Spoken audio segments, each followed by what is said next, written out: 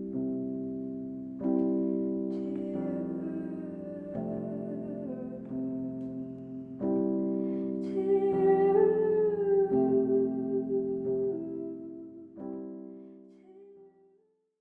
here today at the home of Alice Skye, an Aboriginal singer-songwriter based in Melbourne, and here she is performing her song 60%.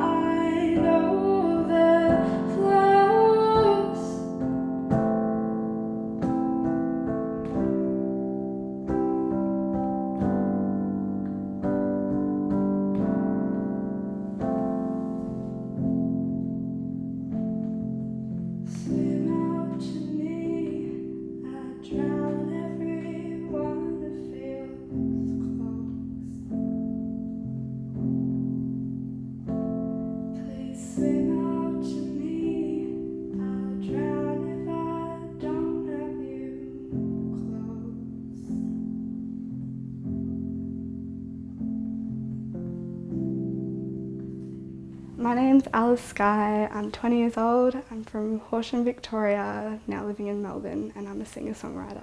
I started playing music when I was like 4 years old. I started learning piano because I wanted to copy my sister.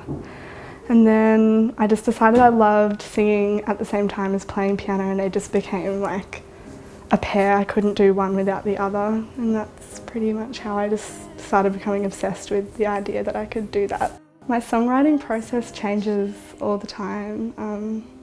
Sometimes it starts with lyrics that I get obsessed with, but I don't think I'll ever find music that will go with it, so I'll leave the lyrics for 6 months or even a year. I've left things, and then I sit down at the piano and just sit there until it's finished. But in Alice Springs, I don't know, songs just kept coming out of me like quicker than ever. I was just like stuck in a room by myself and writing just all night until I had finished them. I grew up listening to a lot of Missy Higgins and Regina Spektor and lots of female singers definitely growing up, and they were usually piano players, and I would just wish that I could be like them. Especially Missy Higgins, she was like my childhood idol of all time, and I would just like sit on the piano at home and pretend that I was her. And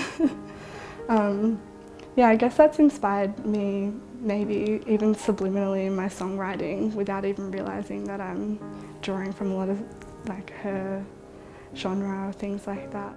A lot of my music follows the same pattern of, so I really draw from my heritage and my family, and a lot about identity as well. I mean, because my mum's English and my dad was Aboriginal, I don't have that traditional look that people expect from an Aboriginal person in this country. So I struggled heaps growing up because I was really proud of the culture that my family has in their ancestry, but I felt like I didn't have a right to speak about it. So a lot of my music is a lot about just kind of being confused about who you are and what you can say. And then there's obviously just like typical heartbreaking songs.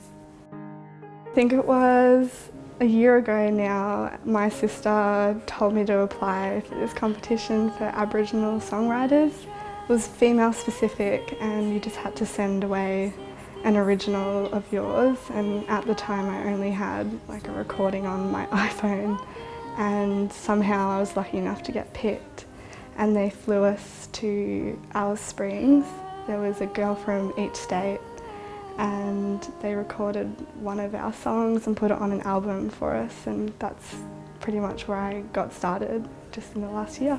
Ever since I started sharing my music with people, it's somehow made me feel more confident and more just able to talk about my culture in a way that feels more celebrated, and like I don't have to, I don't know, I used to feel quite awkward about feeling so passionate about things because people might be like, oh, you're not like really Aboriginal.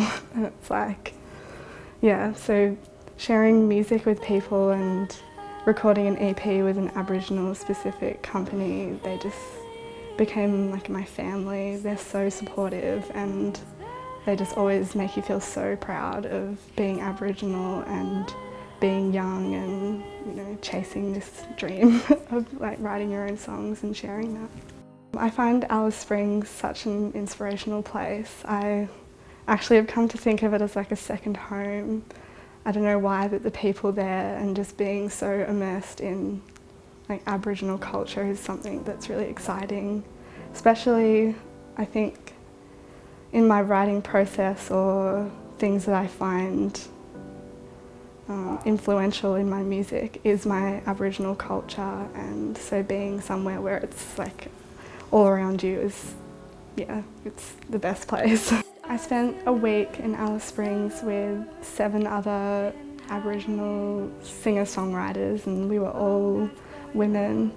So it was really exciting and really inspirational to be around people that shared so much in common with you, because it wasn't just like we were all into music, we had like the same heritage, which actually just made it such a special experience because it was like something we could connect with even without knowing that much about each other and spending a really short amount of time together. And I learnt so much just listening to how other people dealt with maybe stereotypes or being put in boxes that they didn't want to be put in.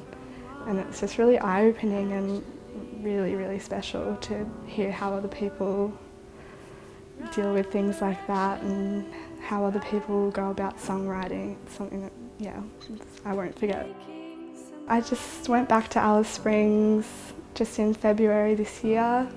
I couldn't believe it when they asked me, but they asked me to come back to record my own EP and just do pretty much as much of what I wanted and as much that I had. So I spent 2 weeks up in Alice Springs, just in the studio every day. It was like the best 2 weeks of my life. And so now I'm just waiting for the songs to come back, and we ended up recording way more songs than I had anticipated. So we might even have 2 EPs or an album, so it's really exciting. I didn't really know what to expect from recording my own EP. I remember on the plane flying to Alice Springs, I was like, why am I even doing this? Like, no one's going to want to listen and I don't have enough material. And then we ended up with more than I needed and I was way happier than I thought I would be. It just completely exceeded my expectations. The whole experience was just like invaluable. But the most fun part about recording the EP was I'm not just sticking to piano and vocals. I actually got to have like session musicians come in, there's drums and there's guitars, there's a harp player and like a cello. So it's just, yeah, I'm really excited to hear the finished product and hopefully other people will really like it. 60% was one of the unexpected songs that I ended up recording in Alice Springs. We wrote it at 10 o'clock that morning and we're finished by 1 o'clock the same day. And it's ended up being one of my favourite songs. Because I went like super far back into my childhood for this because I was like, what song am I going to do? But the song that I ended up picking, it's actually a song that I used to play with my sister on the piano all the time. And it makes me really nostalgic every time I hear it. And my sister's probably one of the most encouraging people with me in my music, so that's why I chose the song Ghost Town by First Aid Kit.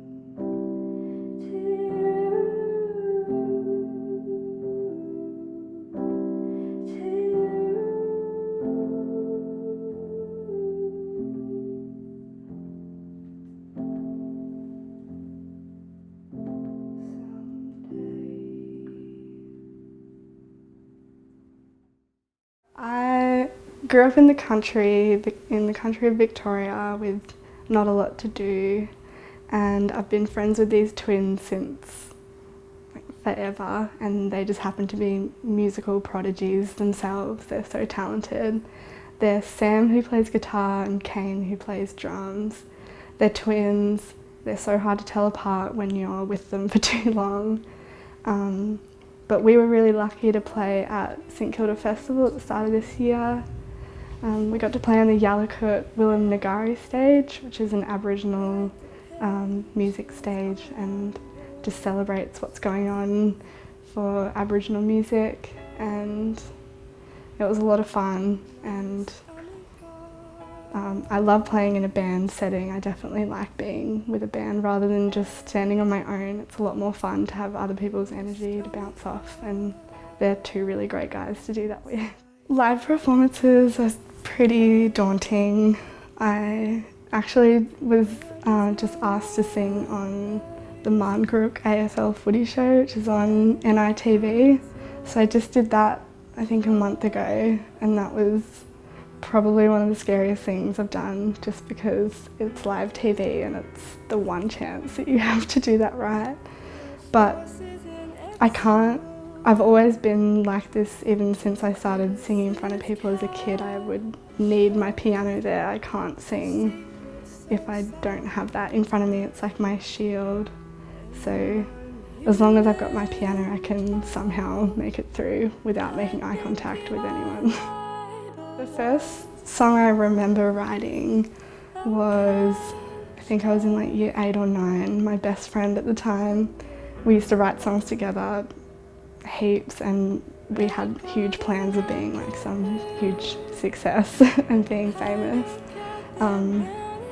I remember writing a song called Happy Song with her, and it was seriously about just like Mary Poppins or something really tacky.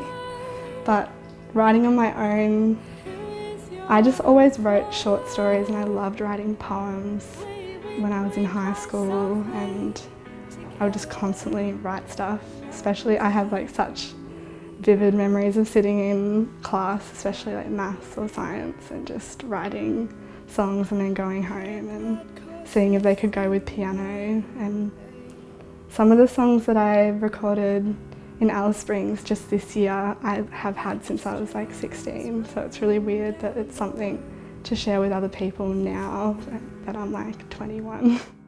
A lot of the songs that I've had since I was 16 or in high school, a lot of them just started with lyrics that I'd never finished off, and the music sort of came to me afterwards. But in high school I found it, like, I think high school for everyone is like kind of trying to figure out who you are, or like what you like and what you might want to do. And because I gained my heritage from my dad, who passed away before I was born, that was like, because he gave me that culture, I wanted to try and connect to that even more. So I wrote a lot about that in high school, and it's definitely still valid now. So it's really cool that other people will hear it. I've only really started sharing my music with people in the last year, and that was in itself so unexpected. So just kind of taking the future just as it comes, because whenever I try and plan something, it doesn't seem to happen. So I think it's nice just to like take things as they come and see what can happen, and just throw yourself in the deep end every now and again and see what you can get out of it.